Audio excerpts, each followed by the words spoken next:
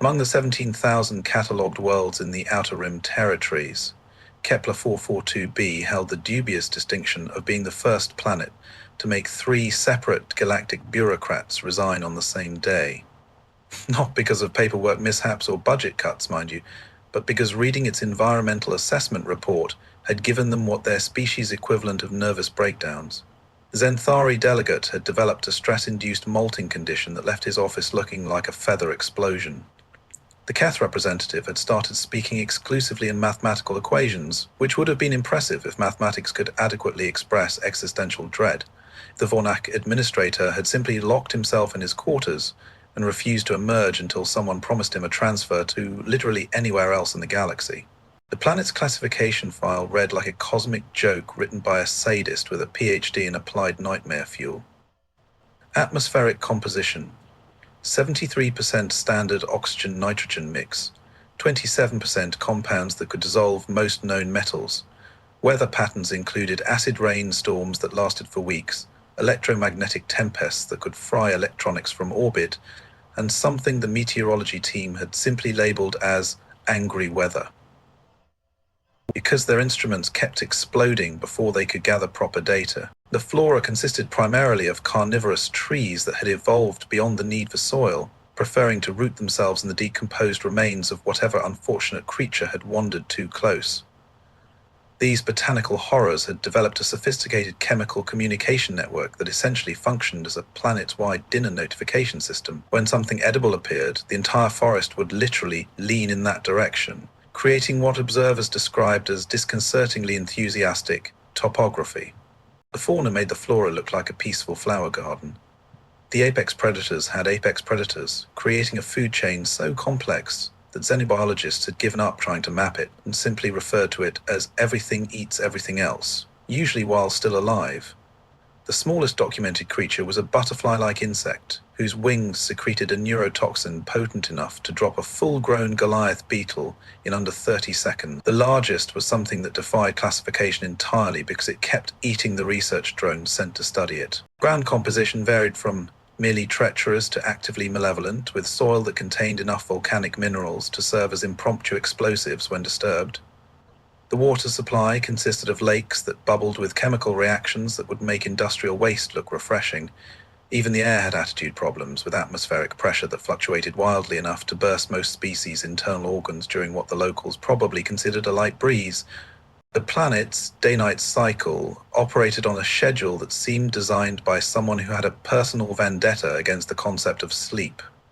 Days lasted roughly 43 standard hours, with the night portion consisting of temperatures that dropped below most species' survival threshold while releasing bioluminescent spores that were both beautiful and lethally toxic. The sun itself appeared to be going through some sort of stellar midlife crisis, occasionally throwing off radiation bursts that would sterilize anything foolish enough to be caught in the open. This was the planet that had been unanimously designated as a Class 7 extinction event waiting to happen.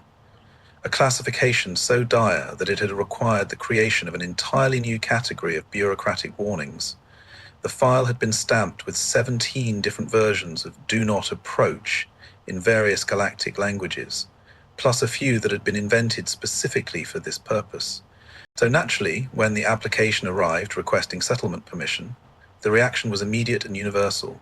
Someone had clearly made a mistake. The administrative computers ran diagnostics. The translation software underwent emergency maintenance. 3 different departments checked their filing systems for evidence of clerical errors, practical jokes, or possible evidence of mass hallucination. But the application was genuine.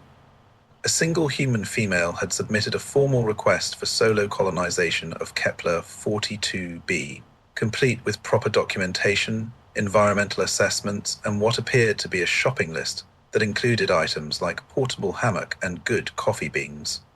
The personal statements section contained a single sentence. Looks like a nice quiet spot to get some reading done. The Galactic Settlement Authority held an emergency session that lasted 4 days and required 3 different species of translators because the original delegates kept fainting. The humans' application was reviewed, analyzed, cross-referenced, and subjected to every possible interpretation of galactic law. The conclusion was inescapable. The request was completely legal, properly formatted and utterly insane. The debate that followed would later be studied in political science courses across the galaxy as an example of how rational beings could collectively lose their minds. The Zenthari faction argued for immediate rejection, based on what they termed obvious species-wide delusion. The Keth delegation proposed a counteroffer involving a nice, safe agricultural world with predictable weather and non-carnivorous vegetation. The Vornax suggested simply pretending the application had never arrived and filing it under natural disasters avoided. The human representative, attending via hologram from Earth, listened to 6 hours of increasingly frantic debate before clearing her throat and asking if there was a problem. The ensuing silence was so complete that several delegates checked their translation equipment to make sure it was still functioning. The final decision came down to a simple mathematical reality. Denying the application would require filing a formal rejection with detailed reasoning, which would mean acknowledging that they had seriously considered allowing someone to colonize a planet that was essentially a weaponized ecosystem. Approving it, however, would simply require standard processing and the understanding that natural selection would resolve the situation with characteristic efficiency. The approval was granted with the caveat that the human would sign a comprehensive waiver absolving the Galactic Settlement Authority of any responsibility for what was universally regarded as elaborate suicide. The file was stamped, processed, and immediately sealed with a note that read, "Historical purposes only. Do not use precedent for future applications." 3 weeks later, the transport ship reported successful deployment and immediate departure from the system. The human had been delivered to the surface with her requested supplies and, according to the captain's final log entry, had waved goodbye while standing in a clearing that was already beginning to show signs of carnivorous plant interest. The betting pools opened immediately. The over-under for survival time was set at 6 hours, though the smart money was on less than 2.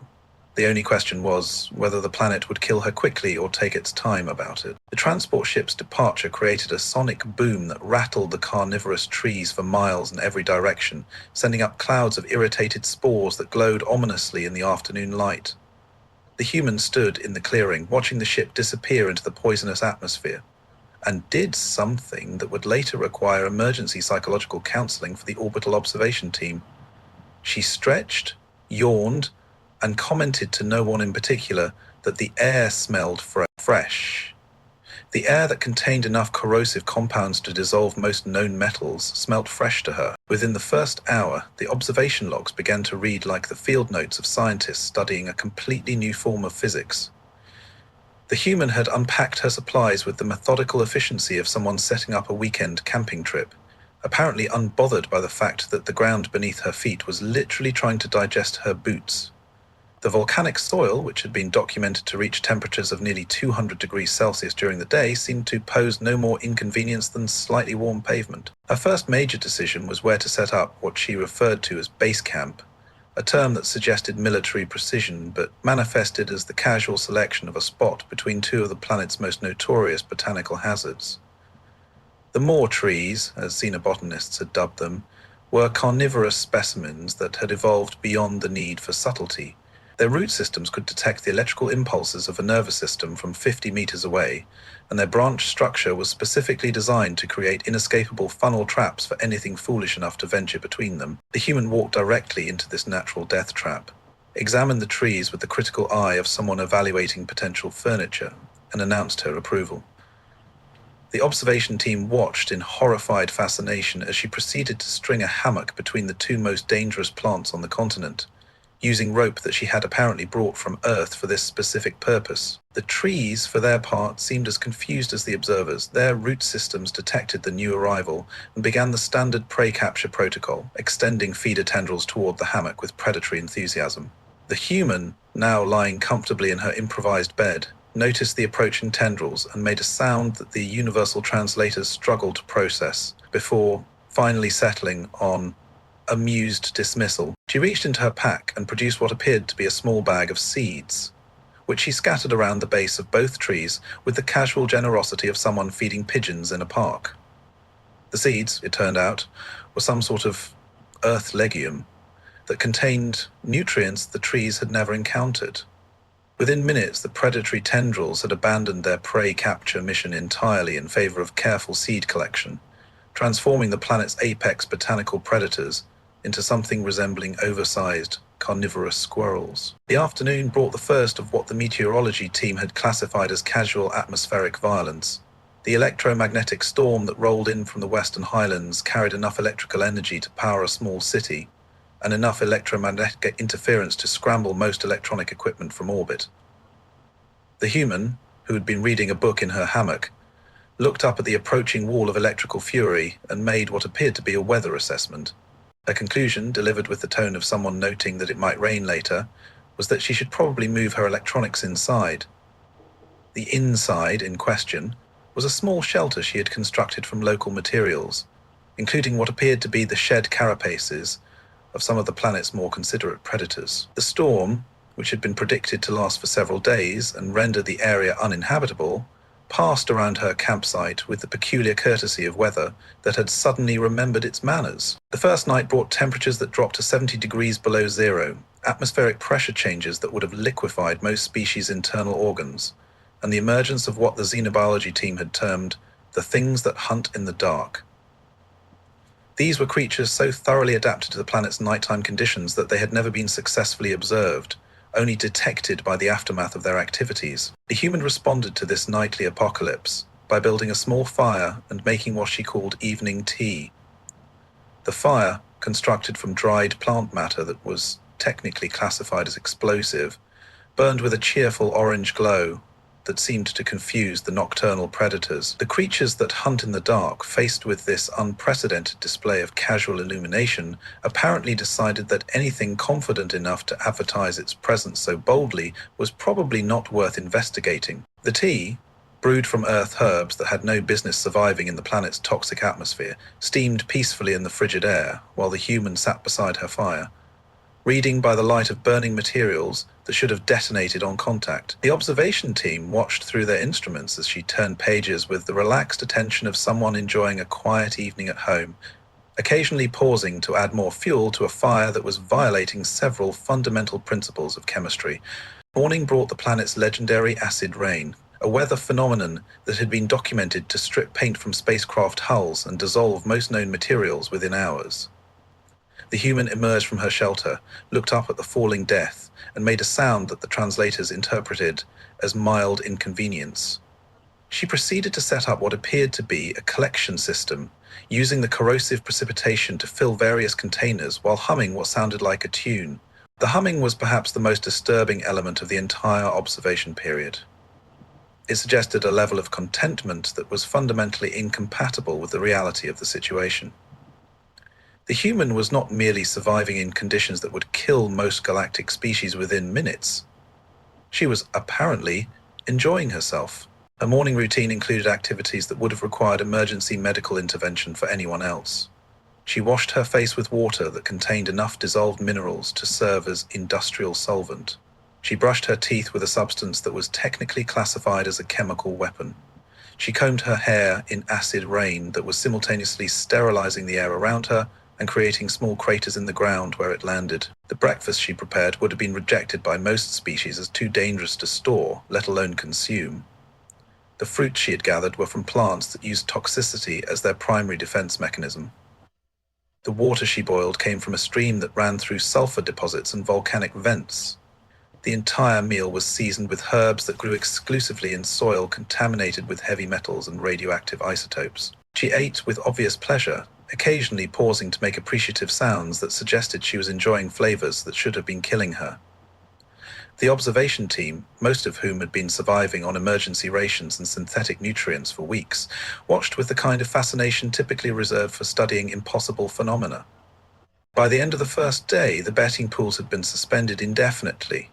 The smart money had been completely wrong, and the bookmakers were faced with the unprecedented situation of having to consider odds on something that was apparently thriving in conditions designed to prevent the existence of life itself. The human, blissfully unaware of the existential crisis she was causing throughout the Galactic Observation Network, settled into her hammock for her second night on the planet. She had survived 24 hours in hell and seemed to be treating it as a pleasant vacation destination. By the end of the first week, the human had established what could only be described as a routine, if one could apply such a mundane term to activities that defied every known principle of survival biology. Her morning ritual began with what she called coffee time, a daily ceremony that involved brewing earth beans in water that had been purified through a filtration system she had constructed from local minerals that were technically classified as radioactive waste. The coffee itself presented a fascinating study in adaptive chemistry. The beans, which had been engineered for Earth's relatively benign environment, had somehow not only survived exposure to the planet's hostile atmosphere, but had actually improved in flavor.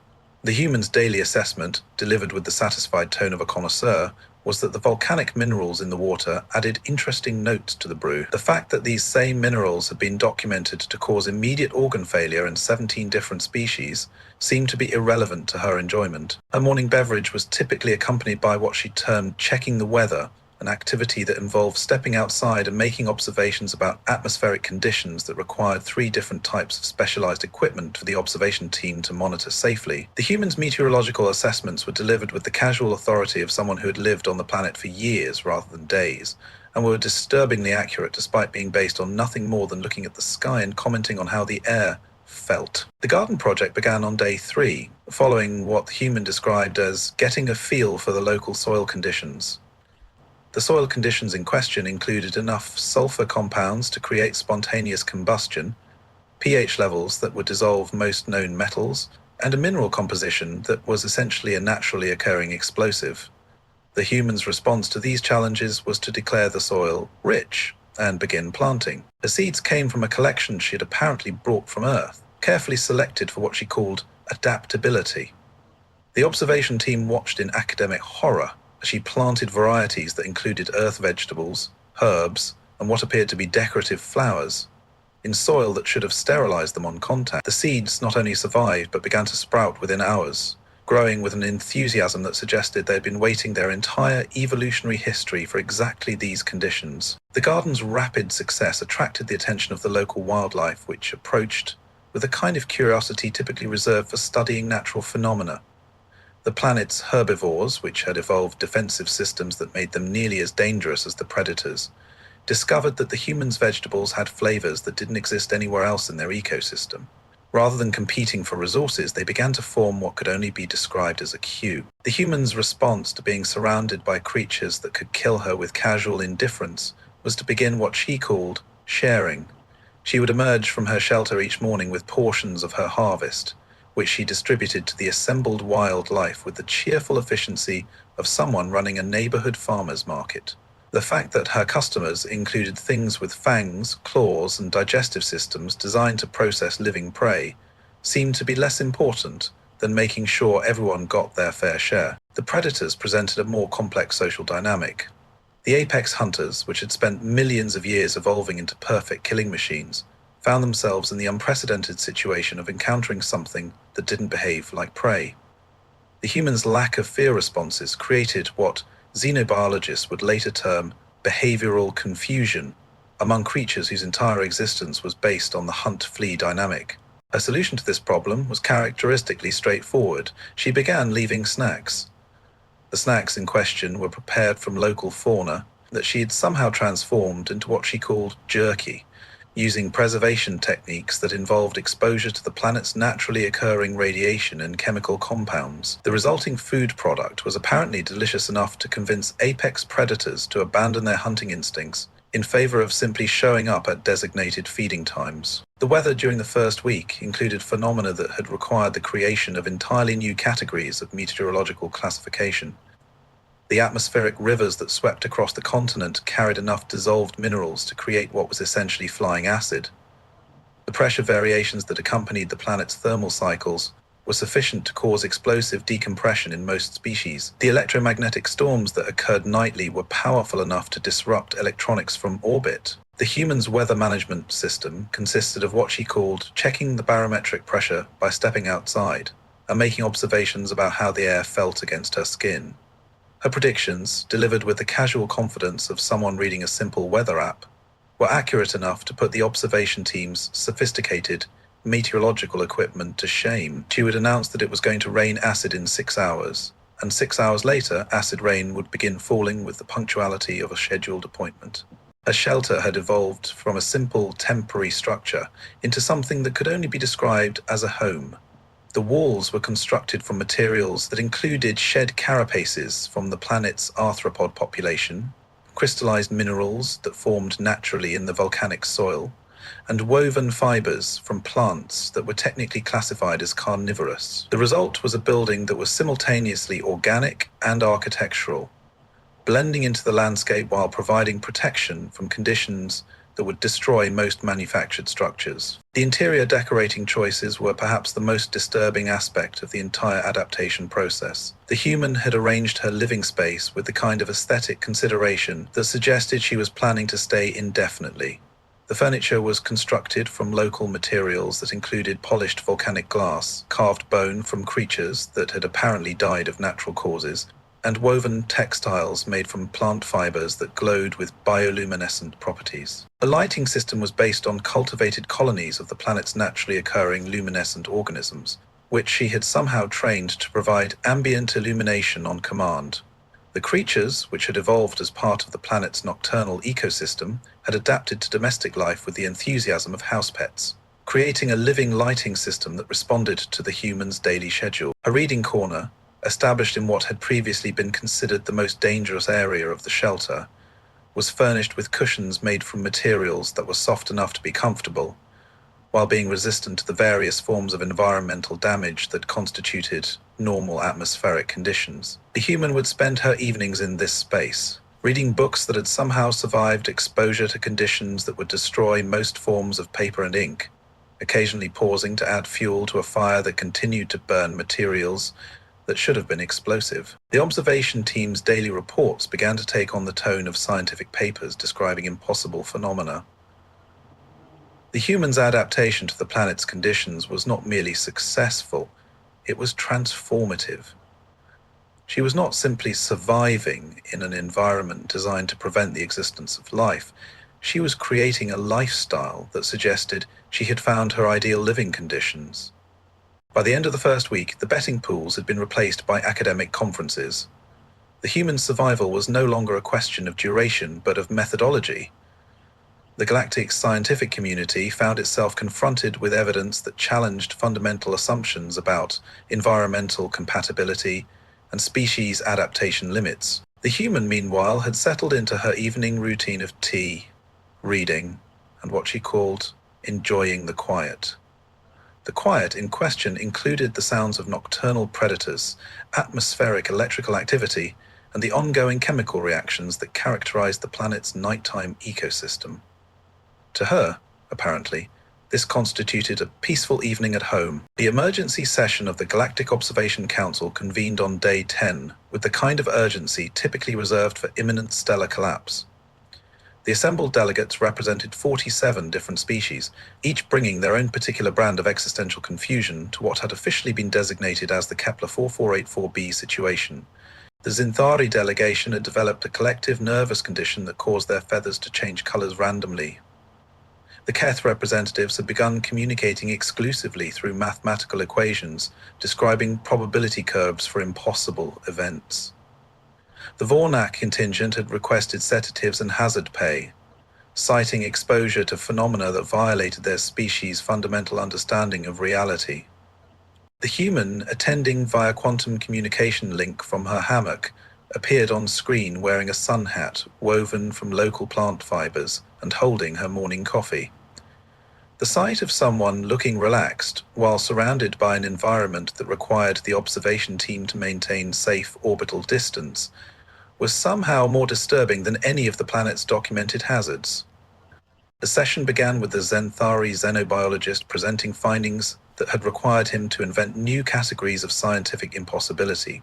His report, delivered in the trembling voice of someone whose worldview had been systematically demolished, detailed behavioral patterns that defied every established principle of survival biology.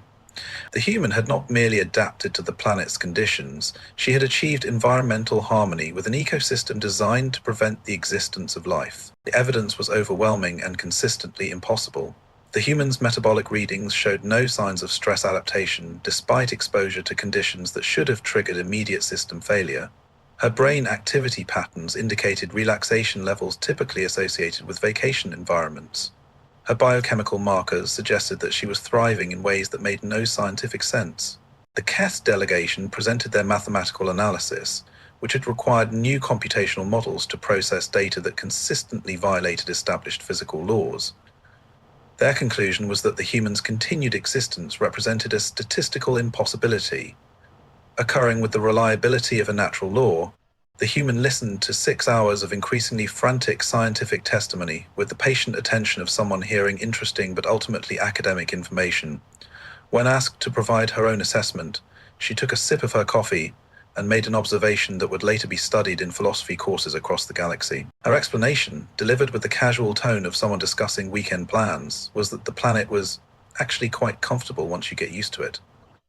The phrase, "get used to it," was immediately subjected to linguistic analysis by 17 different translation programs, all of which confirmed that she had indeed suggested that adaptation to conditions that violate the fundamental principles of biology was simply a matter of adjustment. The follow-up questions revealed depths of impossibility that made the previous revelations look like minor puzzles.